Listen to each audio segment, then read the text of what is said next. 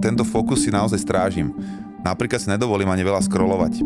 Aj keď ten algoritmus toho, čo mi vyhadzuje tie feedy, keď na YouTube tie shorts scrollujem, to je úžasné. Niekedy si dám fakt, že dám si 10 minút, že idem si shorts a to je neuveriteľné a každý ten jeden je lepší ako ten predtým. Mňa to proste nepustí, vieš, ten algoritmus ma tak dobre pozná, že na čom trávim čas, má ma totálne v moci a že viem si predstaviť naozaj celý deň to scrollovať. Akože furt som, že wow, že toto bol jaký reel, že jaká pravda, alebo jaký super pohľad na vec.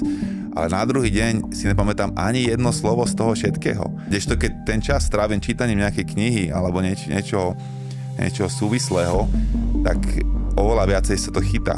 Oveľa viacej to ostáva vo mne a oveľa viacej mám potenciál tie veci naozaj využiť.